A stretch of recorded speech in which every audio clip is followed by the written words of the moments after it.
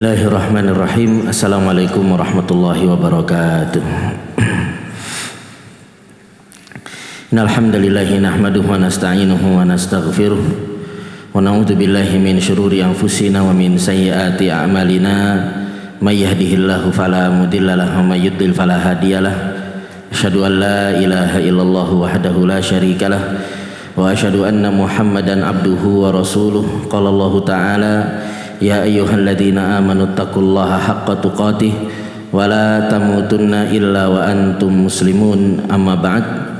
Para jamaah yang dimuliakan oleh Allah, alhamdulillah kita bersyukur kepada Allah Subhanahu wa taala atas segala limpahan nikmat dan karunia yang Allah Subhanahu wa taala berikan kepada kita. Salawat dan salam semoga tercurahkan kepada Nabi kita Muhammad sallallahu alaihi wasallam beserta keluarganya, sahabatnya, tabi'in, tabi'ut tabi'in, dan orang-orang yang senantiasa mengikuti risalahnya hingga akhir zaman.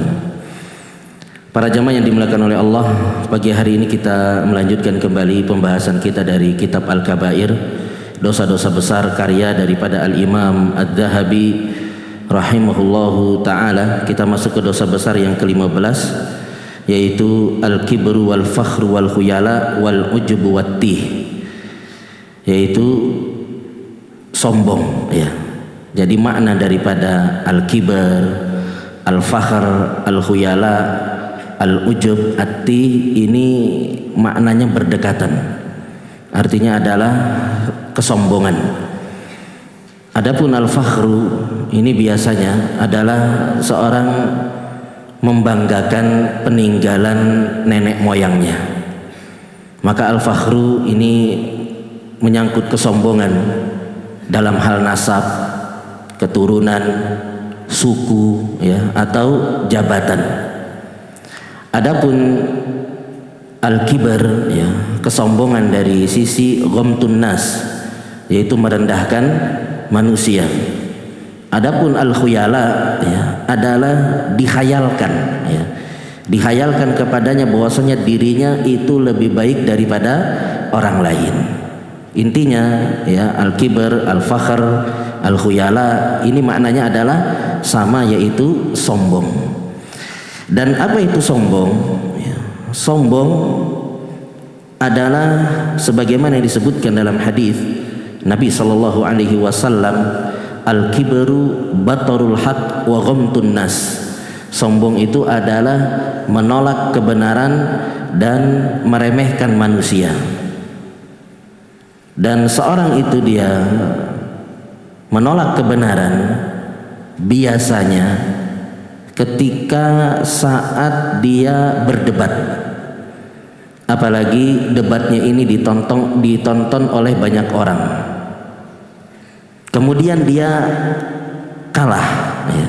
Dia tahu argumennya kalah ya, dalil-dalilnya dia kalah. Namun karena ditonton oleh banyak orang, maka dia tidak mau mengakui kekalahan, sehingga kebenaran-kebenaran yang datang kepada dirinya dia tolak ya. Inilah kesombongan, yaitu menolak kebenaran.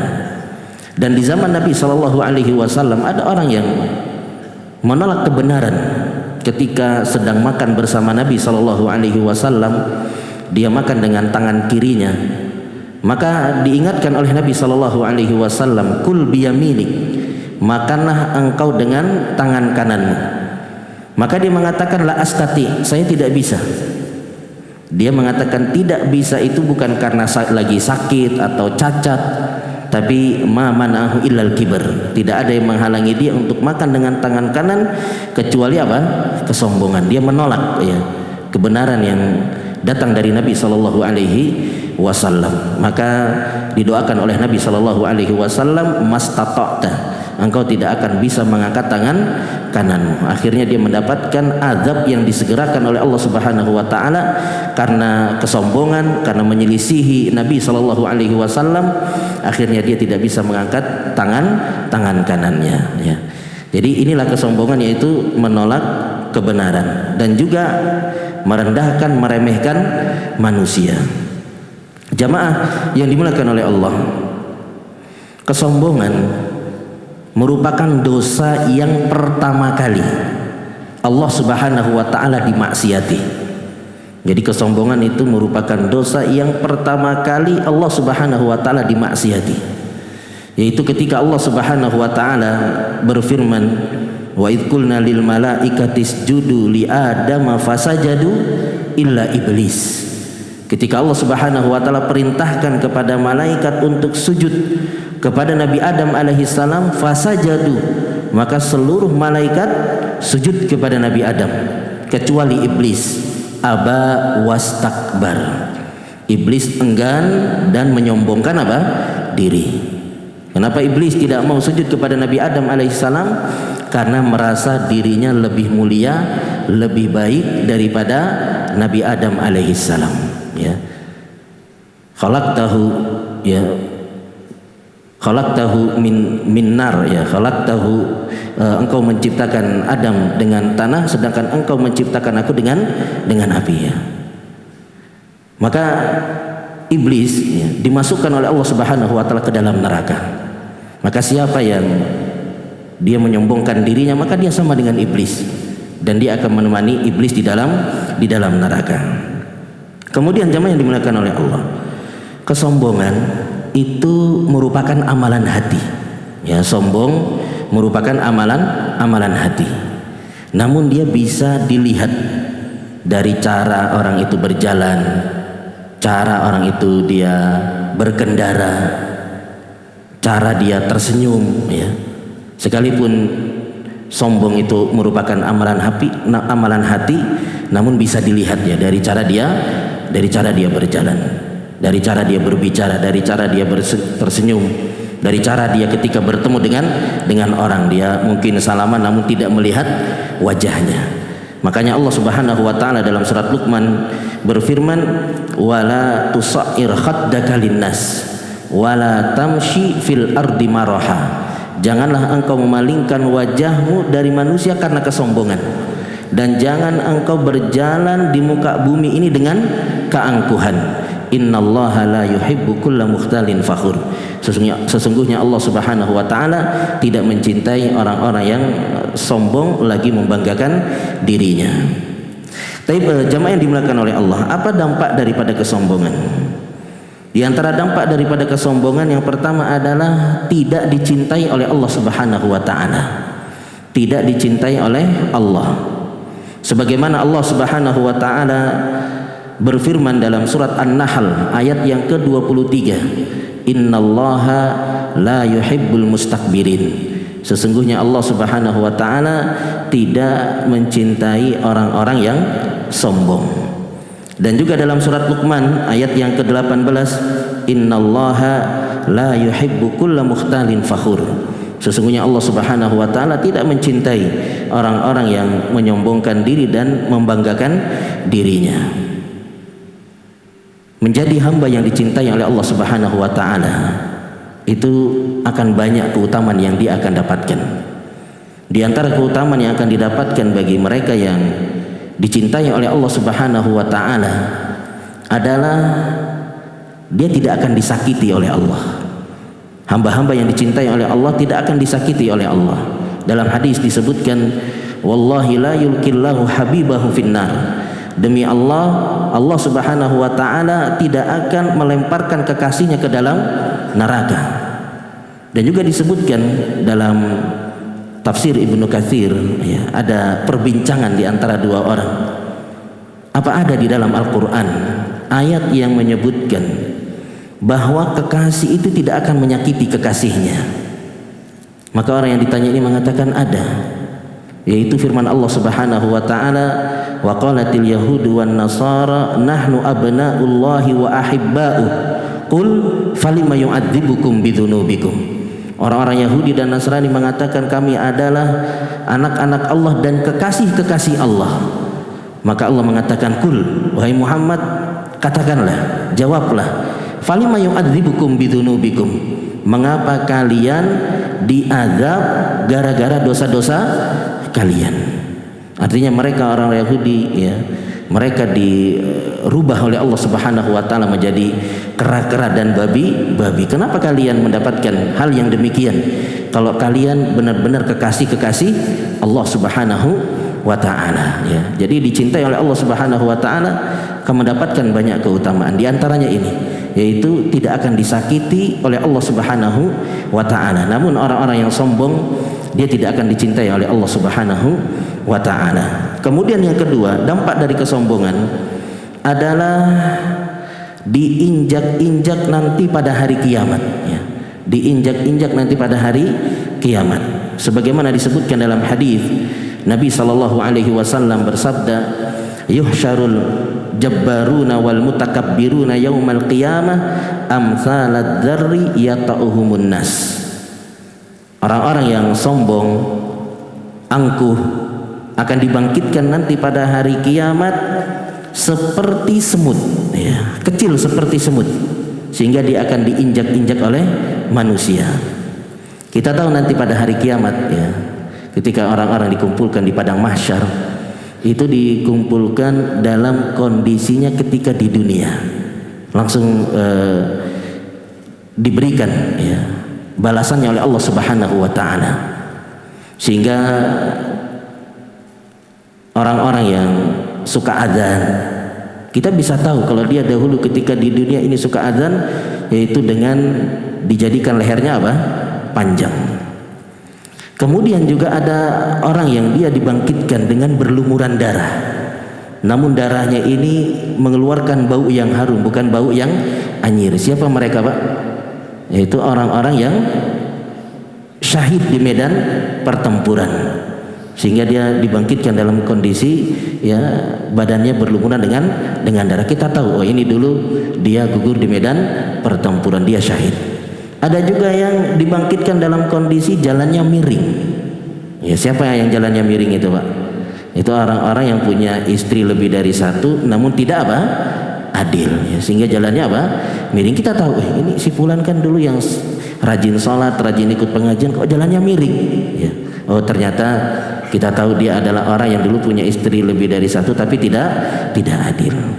Kemudian juga ada yang dibangkitkan itu kecil, ya, seperti semut, sehingga dia diinjak-injak oleh manusia. Ini adalah siapa? Yaitu orang-orang yang sombong. Al jaza'u min jinsil amal, balasan sesuai dengan perbuatan. Dahulu orang-orang yang sombong ketika di dunia itu suka nginjak-nginjak manusia, suka nginjak-nginjak orang yang lemah, suka nginjak-nginjak orang yang miskin, maka pada hari kiamat dia mendapatkan balasannya. Dia diinjak-injak oleh manusia. Disebutkan dalam riwayat yang lain, yakshahumudzul min kulli makan. Dia diliputi dengan kehinaan di seluruh tempat. Kemudian yang ketiga, ya, dampak daripada kesombongan adalah terancam tidak masuk ke dalam surga. Terancam tidak masuk ke dalam surga.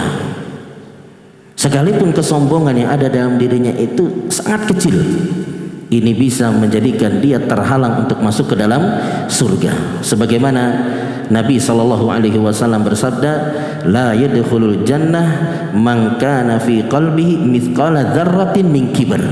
Tidak akan masuk ke dalam surga orang yang ada di dalam hatinya itu kesombongan meskipun sekecil zarrah. Zarrah itu apa, Pak? Zarrah biasa diartikan, ya, dalam Al-Quran itu biji sawi, ya. Namun yang tepat zarrah ini disebutkan adalah semut yang paling apa? Semut yang paling kecil. Atau juga ada yang mentafsirkan zarrah itu adalah seperti orang yang dia membuka jendela kamarnya atau pintunya, kemudian masuk cahaya matahari dan terlihatlah debu-debu yang berterbangan. Debu-debu yang berterbangan itulah apa? Zarrah. Seringan itu, sekecil itu dari kesombongan yang ada dalam hati kita, menjadikan kita terancam untuk masuk ke dalam surga. Bagaimana lagi bila kesombongannya itu apa? Besar. Kecil saja menjadikan seorang terancam untuk tidak masuk ke dalam surga. Kemudian yang keempat, dampak daripada kesombongan adalah dimasukkan ke dalam neraka. Dimasukkan ke dalam neraka. Sebagaimana Allah Subhanahu wa taala berfirman dalam surat Az-Zumar ayat yang ke-9, ayat yang ke-72. qila dakhulu abwaaba jahannam khalidina fiha fabi'sa mathwal mutakabbirin. Dikatakan kepada orang-orang yang sombong, ya, masuklah kalian ke pintu-pintu neraka jahanam yang mana kalian akan kekal di dalamnya. Fabi'sa mathwal mutakabbirin, neraka jahanam itu seburuk-buruk tempat kembali bagi orang-orang yang menyombongkan diri, ya. Jadi mereka yang sombong, mereka yang angkuh akan dimasukkan ke dalam neraka oleh Allah Subhanahu wa taala. Dan dalam hadis disebutkan Nabi sallallahu alaihi wasallam bersabda, "Ikhtasamatil jannatu wan nar ila rabbihima." Surga dan neraka berselisih di hadapan Rabbnya Allah Subhanahu wa taala. Faqalatil jannah, surga berkata, "Ya Rabb, malaha la yadkhuluha illa du'afa'in nas." Ya Allah, kenapa yang dimasukkan ke dalamku ini adalah orang-orang yang lemah, ya. Kenapa yang dimasukkan ke dalamku ini, kata surga, adalah orang-orang yang lemah. Wa qalatin nar, dan neraka berkata, "Utsirtu bil mutakabbirin." Adapun aku dipilihkan, yang dimasukkan ke dalamku adalah orang-orang yang sombong. Jadi orang-orang yang dimasukkan ke dalam surga adalah orang-orang yang lemah, orang-orang yang miskin kebanyakannya, sebagaimana Nabi sallallahu alaihi wasallam pernah bersabda, "Ittala'tu fil jannah fara'aitu aktsara ahlihal fuqara." Aku pernah melihat ke dalam surga dan aku melihat bahwasanya penghuni surga yang paling banyak itu dari kalangan orang-orang miskin. Kenapa orang-orang miskin banyak yang di dalam surga? Di antaranya disebutkan adalah karena orang-orang yang miskin itu mereka tidak sombong. Karena apa yang disombongkan? Ketika seorang itu dia tidak memiliki harta yang banyak, ya. Adapun orang-orang yang sombong, ya, dia akan dimasukkan ke dalam neraka oleh Allah Subhanahu wa taala. Kemudian di antara dalil yang menyebutkan bahwasanya penghuni neraka, orang-orang yang sombong akan dimasukkan ke dalam neraka, Nabi sallallahu alaihi wasallam bersabda, "Ala ukhbirukum bi ahlin nar." Maukah aku kabarkan kepada kalian penghuni neraka? Kullu utullin jawadin mustakbir. Nabi menyebutkan penghuni neraka itu adalah setiap orang yang kasar, jawadin, suka mengumpulkan harta namun tidak disedekahkan, mustakbir lagi, sombong, ya. Jadi penghuni neraka itu adalah kullu utullin jawadin mustakbir. Orangnya kasar, kemudian suka mengumpulkan harta namun tidak disedekahkan, lagi dia apa? Orang yang sombong. Hadis ini menunjukkan, ya, kepada kita bahwasanya biasanya orang yang sombong itu disertai dengan sifat buruk yang lainnya, ya. Orang itu dia sombong biasanya disertai dengan sifat buruk yang lainnya. Suka zolim, benar nggak Pak? Ya. Kemudian kasar, ya. Dia kasar, dia zolim, karena dia merasa dirinya ini punya banyak teman, atau dirinya ini badannya kekar, ya. Dia punya kelebihan, punya dekengan, sehingga dia apa? Sombong, kemudian dia kasar, dia apa? Zolim. Semalam saya pulang pengajian, nyebrang, ya, sama-sama motor-motor yang lain. Ini ada mobil kenceng, ya. Seolah-olah dia pengen apa? Nabrak. Sudah sedikit lagi saya mau ditabrak. Saya rem, kemudian dia klakson. Ya, ini kalau bukan karena dia punya kelebihan, ya, di atas mobil, kemudian mungkin juga nggak tahu, ya, di dalamnya mungkin badannya dia kekar. Kalau saya ngelawan, dia keluar tahu-taunya apa? Badannya gede, ya. Maka biasanya kesombongan itu disertai dengan sifat buruk yang lainnya. Ya, dia zalim, dia aniaya, dia kasar, berkata kotor, ya, suka mengancam, karena bisa jadi di belakangnya ada teman-temannya yang banyak atau dekengan. Kemudian jemaah yang dimuliakan oleh Allah, bahkan disebutkan bahwa orang yang sombong dia dimasukkan ke dalam neraka pertama kali, ya. Sebagaimana disebutkan dalam hadis, Nabi sallallahu alaihi wasallam bersabda, "Awwalu salasatin yadkhulunan nar." Ada 3 golongan yang pertama kali dimasukkan ke dalam neraka. Yang pertama adalah amirun musallat, yaitu pemimpin yang zalim. Wa dzu sarwatin min malin la yuaddi haqqullahi ta'ala, yaitu orang yang memiliki harta namun dia tidak membayarkan zakatnya. Ini yang kedua. Kemudian yang ketiga adalah wa faqirun fakhur, orang fakir yang sombong, ya. Ini tiga golongan yang pertama kali akan dimasukkan ke dalam neraka. Di antaranya fakirun fakhur, yaitu orang fakir yang sombong. Yang layak atau yang pantas sombong itu kan adalah orang kaya. Kalau ada orang miskin kemudian dia sombong, maka ini dosanya lebih berat lagi, karena dia tidak memiliki sesuatu yang untuk dia sombongkan, tapi kemudian dia sombong, maka dosanya akan lebih berat lagi, sehingga dia dimasukkan ke dalam neraka pertama kali. Namun disebutkan hadis ini hadisnya lemah, ya, hadisnya dhaif, didoifkan oleh Syekh Al-Arnaud, ya, rahimahullahu taala. Kemudian yang kelima, ya, dampak daripada kesombongan yang kelima, tidak mendapatkan kedudukan nanti pada hari kiamat. Tidak mendapatkan kedudukan nanti pada hari kiamat. Sebagaimana Allah Subhanahu wa taala berfirman, "Tilkad darul akhirah naj'aluha lil ladzina la yuriduna 'uluwan fil ardi wala fasada." Itu adalah negeri akhirat yang kami berikan kepada orang-orang yang tidak suka menyombongkan dirinya dan juga tidak suka berbuat kerusakan, ya.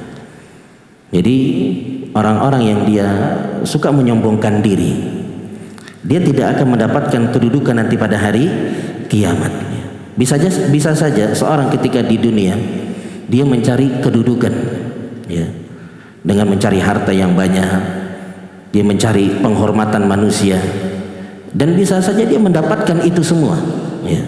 Dia mendapatkan kedudukan di dunia, harta yang banyak, penghormatan manusia, namun resikonya adalah dia tidak mendapatkan kedudukan nanti pada hari kiamat. Dan mereka yang suka meninggikan dirinya dan juga tidak suka dilampaui oleh orang lain, maka ini bisa menimbulkan hasad dan juga kesombongan. Jadi orang yang dia tidak suka ada orang yang melebihi dirinya, maka ini resikonya adalah akan menimbulkan kesombongan dan juga hasad. Padahal kalau seandainya ada orang yang dia bisa melampaui kita dari sisi dunia, dia lebih kaya dari kita, dia lebih berani untuk punya istri lebih dari satu, ya. Jadi kalau kita kalah dari sisi dunia, maka kita berusaha untuk mengalahkan dia dari sisi akhirat. Sehingga jangan sampai kita kalah dunia, akhirat juga kita kalah, ya. Jadi kalau ada orang yang mengalahkan kita dari sisi dunia, maka kita berusaha untuk mengalahkan dia dari sisi akhirat. Kemudian jamaah yang dimuliakan oleh Allah, kenapa sombong ini diharamkan dan termasuk daripada dosa besar? Karena kesombongan itu hanya milik Allah Subhanahu wa ta'ala, ya. Jadi kenapa sombong ini dilarang, diharamkan dan termasuk dari dosa besar? Karena kesombongan itu hanya milik Allah Subhanahu wa ta'ala. Sebagaimana dalam hadis qudsi Allah Subhanahu wa ta'ala berfirman, "Al-'azamatu izari wal kibriya'u ridai faman naza'ani wahidan minhuma qadhaftuhu finnar." Kesombongan adalah ridaku, keagungan adalah sarungku, maka siapa yang ingin mengambilnya dariku, ya, salah satunya, maka aku akan lemparkan dia ke dalam neraka, ya. Jadi kesombongan, keangkuhan itu hanya milik Allah Subhanahu wa ta'ala, karena Allah Subhanahu wa ta'ala pantas untuk menyombongkan dirinya. Adapun manusia ini tidak pantas untuk menyombongkan diri, karena manusia itu dipenuhi dengan banyak kekurangan. Manusia itu tercipta dari setetes air yang hina. Oleh karena itu ketika Mutarrif bin Abdullah bin Syikhir rahimahullahu ta'ala melihat Yazid bin Muhallab jalan dengan sombong, Maka Mutarrif mengatakan inna hadhihi misyah yubghiduhallah. Ini adalah jalan yang dimurkai oleh Allah Subhanahu wa ta'ala. Maka kata Yazid, ente nggak tahu siapa saya, ya, ente nggak tahu siapa saya. Maka kata Mutarrif, saya tahu, ya. Ente itu siapa? Ente itu adalah yang tercipta dari air yang hina, ya, tercipta dari setetes air yang hina, kemudian nanti ujungnya adalah menjadi bangkai yang bau. Artinya manusia, ya, dia tercipta dari setetes air yang hina, dan juga nanti ketika meninggal dunia dia akan menjadi bangkai yang seandainya tidak ada orang yang ngurus, maka dia akan menjadi bangkai yang bau yang akan mengganggu manusia. Sebagaimana diceritakan Abu Lahab, ya, yang sombongnya sangat luar biasa. Ketika meninggal dunia, ya, dia itu meninggalnya karena sakit yang luar biasa, luka-luka banyak di tubuhnya, sehingga ketika dia meninggal dunia ini nggak ada dari keluarganya yang mau ngurusi dia, nggak ada yang mau menguburkan karena keluar dari tubuhnya aroma yang sangat busuk, ya, sehingga nggak ada yang mau ngurusin. Karena kelamaan tidak ada yang ngurus, akhirnya orang-orang terganggu, keluar bau busuk yang luar biasa. Akhirnya mereka gali kubur. Kemudian setelah gali kubur, Abu Lahab ini didorong-dorong pakai tongkat yang panjang, ya. Dorong, akhirnya masuk ke dalam kubur. Setelah sudah masuk ke dalam kubur, kemudian dilempari dengan batu supaya tertutup. Inilah manusia, ya. Jadi manusia itu awalnya dari setetes air yang hina, dan ujungnya dia akan menjadi bangkai yang seandainya tidak ada yang ngurus, maka dia akan mengeluarkan bau yang sangat busuk yang akan mengganggu banyak manusia. Dan Hasan Al-Basri rahimahullahu ta'ala mengatakan, ya, jadi ini mengingatkan kita agar kita tidak menjadi orang yang sombong. Beliau mengatakan bagaimana mungkin manusia itu dia bisa menyombongkan dirinya sedangkan dia keluar dari lubang kencing sebanyak 2 kali, ya. Jadi bagaimana mungkin kita menyombongkan diri kita sedangkan kita ini keluar dari lubang kencing sebanyak 2 kali. Yang pertama dari lubang kencing, ya, ayah, yaitu mani yang keluar. Kemudian yang kedua adalah dari lubang kencing ibu, yaitu ketika melahirkan kita. Inilah hakikat kita. Maka jangan sampai kemudian kita ini yang menyombongkan menyombongkan diri. Apa yang kita sombongkan? Kita sombongkan kekayaan kita. Bila Allah Subhanahu wa ta'ala cabut dengan seketika, bisa atau tidak? Sangat mungkin Allah Subhanahu wa ta'ala cabut, ya, kekayaan kita dengan seketika. Kalau kita menyombongkan kegantengan kita, kecantikan kita, maka Allah Subhanahu wa ta'ala bisa cabut dengan seketika, ya. Waliyadzubillah, misalkan jalan kemudian kecelakaan, ya, akhirnya mukanya tergores atau akhirnya matanya menjadi buta, ya. Ada orang-orang yang demikian, dia kecelakaan kemudian menyisakan luka yang lama, ya, di wajahnya, matanya menjadi buta, mungkin ada jahitan di wajahnya. Jadi manusia tidak pantas bagi mereka untuk menyombongkan diri. Kalau mau menyombongkan kekayaan bisa dicabut oleh Allah. Mau menyombongkan kemulusan kulit, kegantengan, kecantikan juga bisa dicabut oleh Allah Subhanahu wa ta'ala. Mau menyombongkan keilmuan, cepat hafal, cepat faham, juga bisa dicabut oleh Allah Subhanahu wa ta'ala. Mungkin dia jatuh kebentur kepalanya, akhirnya geger otak, dia jadi lambat untuk menghafal dan juga memahami pelajaran. Jadi manusia mereka tidak pantas untuk menyombongkan diri, terlebih di hadapan Allah Subhanahu wa ta'ala. Tapi jamaah yang dimuliakan oleh Allah, ini dosa yang pertama, yaitu sombong. Dosa yang kedua yang disebutkan dalam bab ini juga adalah ujub, ya. Jadi ujub itu beda dengan sombong. Ujub itu lebih ringan dari kesombongan. Hanya saja ujub memang bisa mengantarkan kepada kesombongan, ya. Dari ujub kemudian akhirnya seorang itu dia akan sombong. Apa itu ujub, ya? Ujub itu adalah terpukau dengan dirinya sendiri. Dia terpukau dengan dirinya sendiri. Dia terpukau dengan keberhasilannya. Dia terpukau dengan ibadahnya kepada Allah Subhanahu wa taala. Dan ujub ini adalah kesyirikan. Ya, ujub itu termasuk daripada kesyirikan. Oleh karena itu disebutkan oleh Syekhul Islam Ibnu Taimiyah rahimahullahu taala, sering sekali ujub itu digandengkan dengan riya. Ujub digandengkan dengan riya. Kalau riya itu syirik terhadap orang lain. Ya, riya itu syirik terhadap orang lain. Artinya orang yang riya itu kan dia mencari apa? Pujian dan sanjungan orang lain. Supaya dikatakan, masya Allah antum ibadahnya luar biasa, antum masya Allah suaranya merdu sekali. Ya. Ini apa? Riya, yaitu syirik terhadap orang lain. Adapun ujub itu syirik terhadap diri sendiri. Ya, ujub terhadap diri sendiri. Hebat juga saya ya, bisa sholat malam menghatamkan Al-Baqarah ya. Hebat juga saya bisa puasa Daud rutin ya.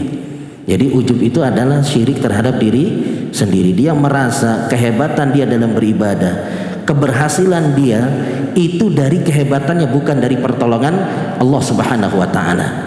Oleh karena itu kata Syekhul Islam Ibnu Taimiyah, orang yang riya dia tidak mengamalkan firman Allah, iyyaka na'bud, hanya kepadamu kami menyembah. Dan orang yang ujub dia tidak mengamalkan firman Allah, wa iyyaka nasta'in, hanya kepadamu kami memohon pertolongan. Ya, inilah ujub, yaitu dia terpukau dengan dirinya sendiri. Di antara hal yang dapat memunculkan ujub ya, di antara hal yang dapat memunculkan ujub, yang pertama adalah pujian manusia. Kita mendapatkan pujian manusia. Orang-orang itu suka muji kita di hadapan kita. Antum masya Allah ibadah antum luar biasa. Antum masya Allah kalau ngaji itu merdu sekali. Ya, ini bisa mendatangkan apa? Ujub. Oleh karena itu, di antara doa ya, yang dibaca oleh Abu Bakar As-Siddiq radhiyallahu anhu ketika dipuji oleh orang lain apa? Allahumma ja'alni khairan mimma yadhunnun waghfirli ma la ya'lamun wa la tu'akhidni bima yaqulun. Ya Allah, jadikanlah aku lebih baik daripada apa yang mereka sangka, dan ampunilah aku terhadap apa yang mereka ucapkan. Ya, ampunilah aku terhadap apa yang tidak mereka ketahui, dan janganlah engkau menghukumku karena ucapan-ucapan mereka. Ya. Ini kalau kita baca ya, seandainya ada orang yang muji kita, ini kita baca, insya Allah tidak akan mewarisi ujub dalam diri kita. Kemudian yang kedua, ujub itu bisa menghampiri diri kita. Sebabnya adalah ketika kita merasa diri kita paling pintar ya.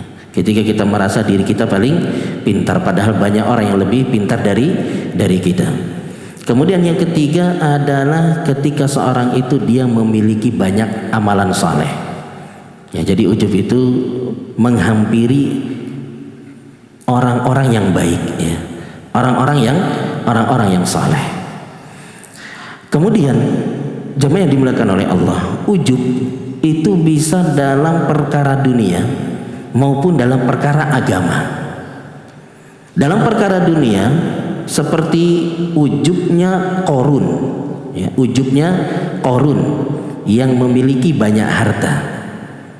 Yang mana Qarun memiliki banyak harta itu dia merasa harta yang dia miliki yang sangat banyak itu adalah karena keilmuan yang dia miliki. Sebagaimana yang Allah Subhanahu wa taala abadikan ucapan dari Qarun, innama utituhu ala ilmin indi.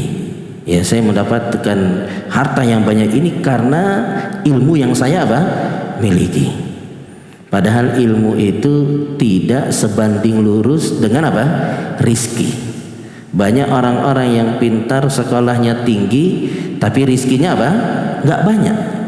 Makanya diceritakan ada 4 orang ya, tiga-tiganya ini semuanya pintar, bahkan sampai lulus S3.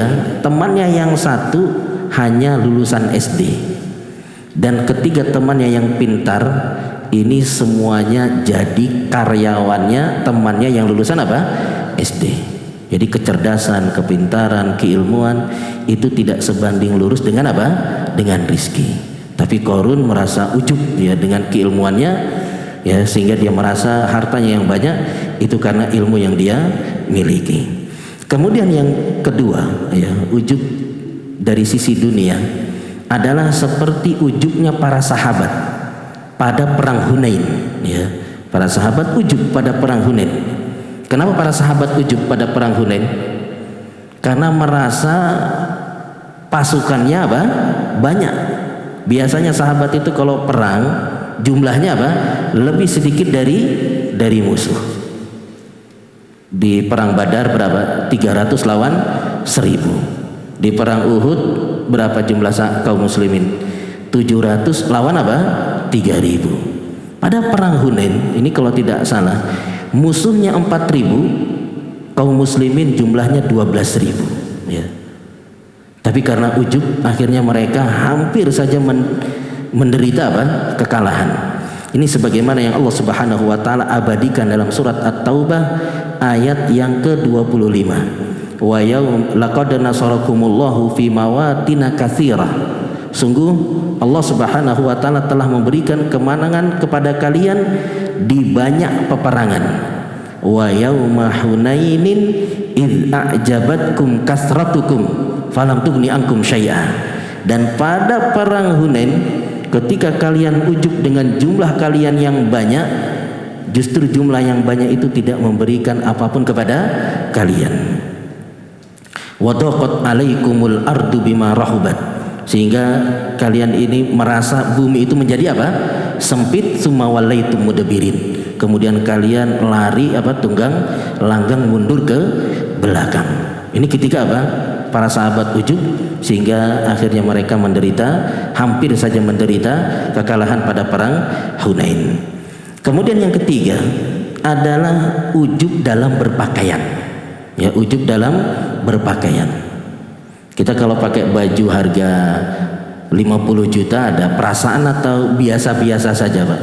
Ya, pasti ada perasaan yang berbeda, ya.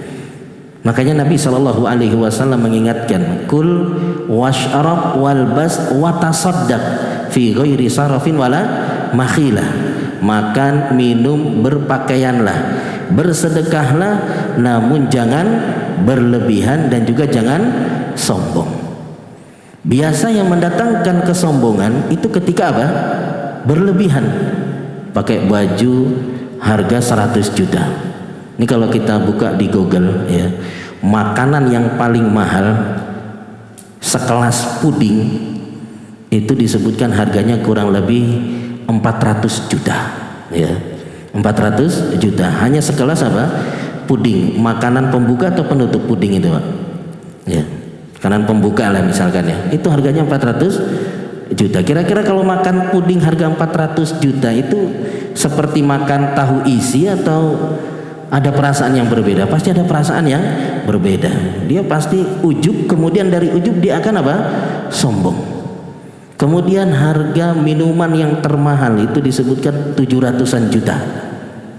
Padahal cuma air mineral, ya, bukan khamr, bukan air yang ada rasanya, air mineral.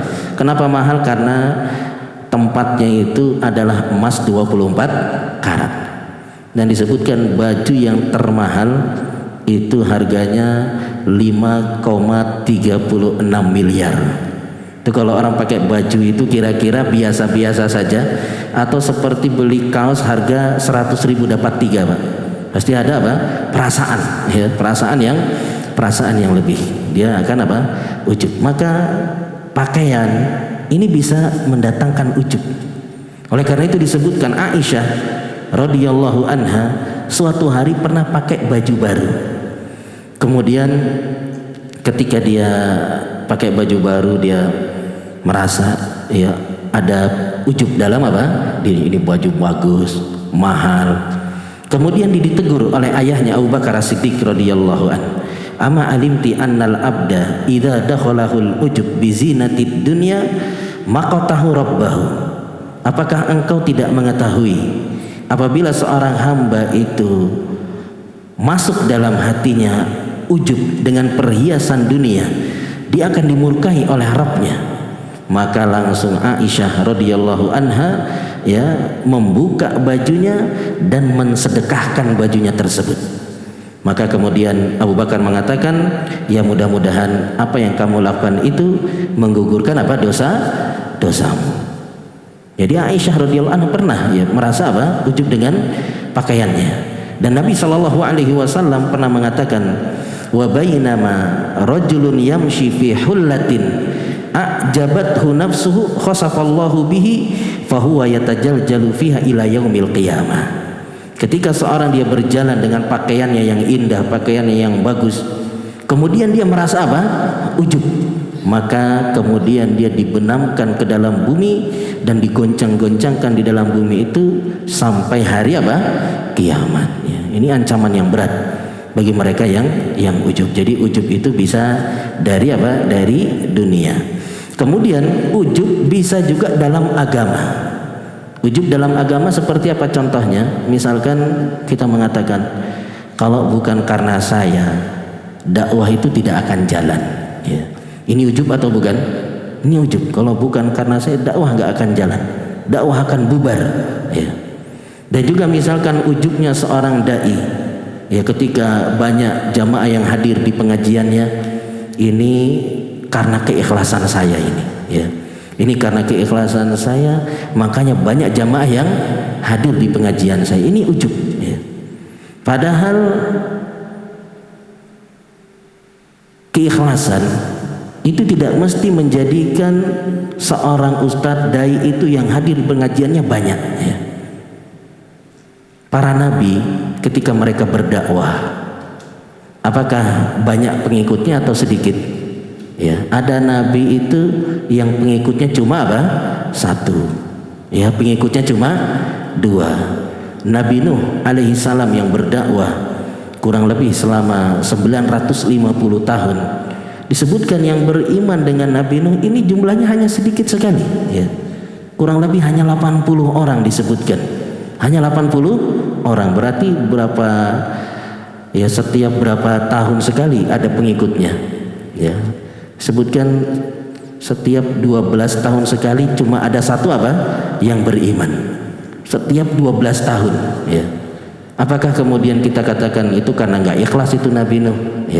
Jadi bukan karena keikhlasan yang menjadikan orang itu banyak hadir ke pengajian kita. Maka kita jangan ujub. Pemusik kalau lagi konser itu yang hadir 1, 2 atau banyak, ratusan orang yang hadir. Apakah itu karena keikhlasan dia? Jadi jangan sampai kemudian dia ujub dengan dirinya, dengan keikhlasannya. Kemudian ujub dengan amal saleh.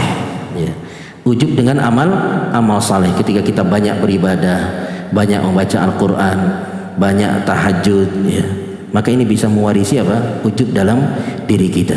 Sebagaimana disebutkan dalam sebuah riwayat, ada 2 orang dari Bani Israel, yang satunya rajin ibadah, yang satunya suka bermaksiat.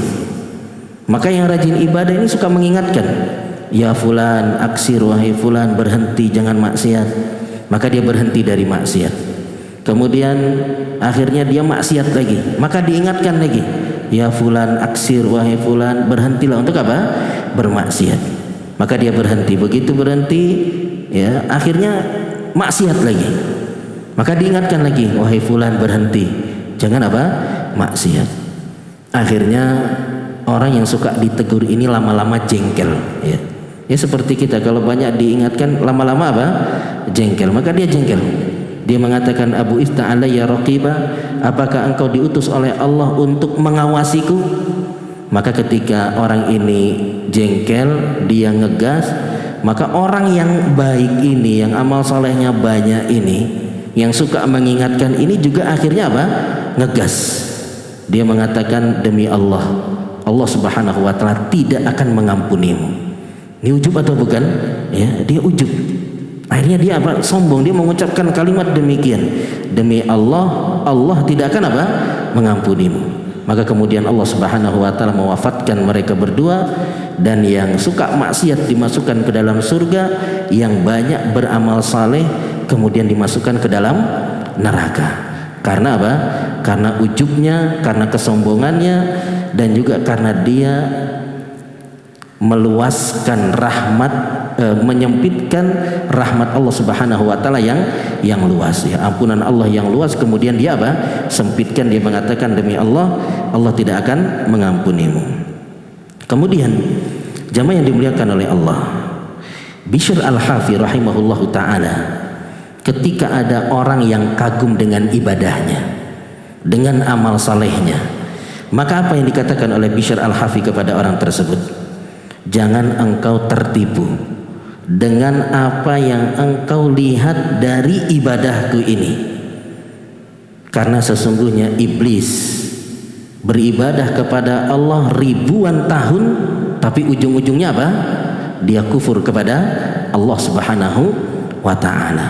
Tadinya kan iblis itu, ya, dia sama dengan apa? Malaikat. Tapi kemudian dia tadi yang kita sebutkan sombong, ya. Akhirnya dia menjadi apa yang kita lihat sekarang ini, kufur kepada Allah Subhanahu wa taala. Maka ini kita tanamkan dalam diri kita. Seperti apa yang dikatakan oleh Bishr al-Hafi rahimahullahu taala. Kemudian jamaah yang dimuliakan oleh Allah, apa dampak daripada ujub, ya? Apa dampak dari ujub? Yang pertama adalah dia akan menjadi orang yang kurang bersyukur. Menjadi orang yang kurang bersyukur. Karena dia merasa keberhasilan yang dia dapatkan itu karena kehebatannya. Keberhasilan yang dia dapatkan itu karena apa? Kehebatannya. Kalau dia misalkan daftar kuliah atau daftar kerja, kemudian dia diterima, dia merasa, wah, ini karena memang saya pintar, makanya saya layak untuk apa? Diterima di perusahaan ini. Bandingkan dengan orang yang nilai ijazahnya misalkan, ya, nilainya 6, ya, kemudian juga bukan orang yang cerdas. Dia melihat ketika daftar di perusahaan untuk kerja itu saingannya profesor-profesor misalkan, orang-orang yang hebat, ya, lulusan S3, sedangkan dia cuma lulusan SMA. Kemudian ketika dia daftar kok keterima, kira-kira langsung sujud syukur atau enggak, Pak? Pasti sujud syukur dia. Dia langsung benar-benar bersyukur kepada Allah, saya yang seperti ini kok diterima, ya. Tapi kalau orang yang merasa dirinya sudah hebat, pintar, ketika keterima dia sujud syukur atau enggak?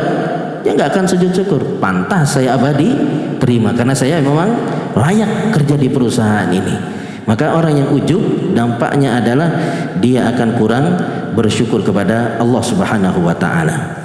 Kemudian yang kedua, ujub itu bisa mengantarkan kepada kesombongan, ya. Ujub bisa mengantarkan kepada kesombongan. Karena ujub itu kan dia merasa dirinya apa? Lebih. Dia merasa dirinya memiliki kelebihan. Kalau orang itu dia merasa dirinya punya kelebihan, sangat rentan untuk meremehkan, merendahkan apa? Orang lain, ya. Ini dampak yang kedua dari ujub. Kemudian yang ketiga, diharamkan untuknya hidayah, ya. Diharamkan untuknya hidayah. Kenapa? Karena orang yang ujub itu merasa dirinya tidak punya salah, ya. Sehingga dia susah untuk mengangkat tangan memohon ampun kepada Allah Subhanahu wa taala. Karena merasa dirinya sudah apa? Sempurna.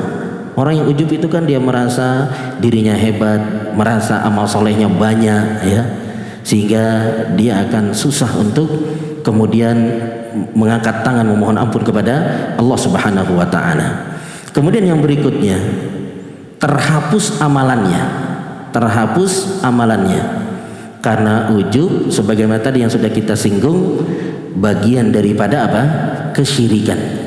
Meskipun syiriknya adalah syirik kecil, ya. Karena orang yang ujub itu dia syirik terhadap dirinya sendiri. Kemudian diantara dampak daripada ujub, menjadikan seorang berhenti beramal. menjadikan seorang berhenti beramal. Kenapa berhenti beramal? Karena dia sudah merasa di puncak amalan. Karena dia sudah merasa di puncak apa? Amalan. Jadi ketika dia memiliki banyak amal saleh kemudian dia ujub, ini bisa jadi menjadikan dia berhenti dari beramal. Karena dia sudah merasa berada di puncak amalannya. Kemudian yang berikutnya, dampak dari ujub, hukumannya itu disegerakan oleh Allah.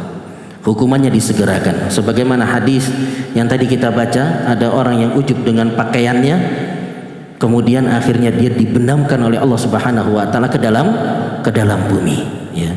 Dan juga lihat ujubnya Qarun, dengan hartanya yang banyak dia ujub dengan keilmuannya sehingga disegerakan, dibenamkan. Dia hartanya, ya, semuanya dibenamkan ke dalam bumi. Kemudian apa tanda orang itu ujub, ya? Jadi kita bisa nilai diri kita ini ujub atau enggak, ya. Tanda orang ujub itu diantaranya adalah yang pertama, dia heran kenapa doanya tidak dikabulkan, ya. Kok doa saya nggak dikabulkan, ya? Padahal saya kan, dia mulai membanggakan apa? Dirinya. Padahal saya kan rajin ibadah, saya kan nggak suka maksiat. Kenapa kok doa saya tidak dikabulkan? Berarti mulai ada ujub dalam apa? Dirinya. Kemudian yang berikutnya, dia heran ketika ada orang yang mengganggunya itu masih sehat walafiat, ya. Jadi tanda orang itu ujub, dia heran ke orang yang suka ngolok-ngolok dia, ganggu-ganggu dia itu masih sehat walafiat, ya. Dia merasa dirinya ini mungkin banyak amal salehnya. Harusnya orang yang mencaci maki dirinya, yang menyakiti dirinya itu apa? Binasa, ya. Dia merasa dengan kesalehannya itu orang yang mengganggu dirinya itu apa? Binasa. Padahal Nabi Shallallahu Alaihi Wasallam disakiti, diganggu, ya. Ya, ada yang binasa, ada juga di antara mereka yang menyakiti Nabi Shallallahu Alaihi Wasallam, pada akhirnya apa? Masuk Islam, beriman kepada Allah Subhanahu wa taala. Kemudian yang berikutnya di antara tanda ujub adalah ketika dia berdakwah, kemudian gak ada orang yang menghormatinya, gak ada orang yang menjamunya, ya. Saya udah dakwah kok gak ada orang yang menghormati saya, gak ada yang cium-cium tangan kah, atau gak ada yang jamu, ya. Padahal Nabi Musa dan Nabi Khidir alaihi wassalam pernah minta dijamu tapi gak dijamu, ya. Ini Nabi pernah minta dijamu tapi gak dijamu oleh orang-orang yang ada di kampung itu. Ini diantara tanda daripada apa? Ujub. Kemudian yang terakhir, jamaah yang dimuliakan oleh Allah, apa obat daripada ujub, ya? Obat dari ujub adalah sudah yakinkah kita bahwa amal saleh yang kita kerjakan itu diterima oleh Allah? Yakinkah kita amal saleh yang kita kerjakan itu diterima oleh Allah Subhanahu wa taala? Kalau yakin, silakan ujub, ya. Tapi kan kita nggak yakin amal saleh yang kita kerjakan ini apa? Diterima oleh Allah Subhanahu wa taala. Nabi Ibrahim alaihissalam saja ketika beramal, ya, bangun Ka'bah, itu berdoa kepada Allah Subhanahu wa taala, Rabbana taqabbal minna, ya Allah terimalah amal ibadah kami. Kemudian yang berikutnya, yang kedua, bandingkan amal saleh kita sama dosa-dosa kita, ya. Kita bandingkan amal saleh kita sama dosa-dosa apa? Kita. Kira-kira banyakan yang mana? Dosa kita atau amal saleh kita? Kalau kita sudah bisa banding, oh ternyata dosa kita yang lebih apa? Banyak, maka ngapain kita apa? ujub sama diri kita.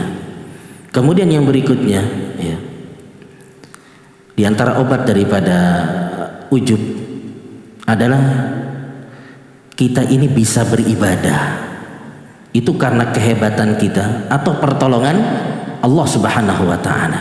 Kita bisa ibadah ini karena kehebatan kita atau karena pertolongan Allah Subhanahu wa ta'ala.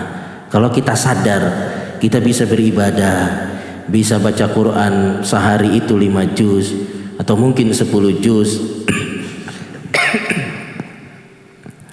itu adalah dari pertolongan Allah Subhanahu wa ta'ala, maka ngapain kita untuk apa? Ujub, ya. Maka ini diantara, ya, obat agar kita ini tidak ujub. Kemudian diantaranya juga kita melihat kepada para salafus saleh, bagaimana mereka, ya, tidak ujub dengan kehebatan yang mereka miliki, dengan amal saleh yang mereka apa? Miliki. Sebagaimana disebutkan Abdullah bin Rawahah radhiyallahu anhu, suatu ketika beliau pulang ke rumahnya, maka beliau menangis.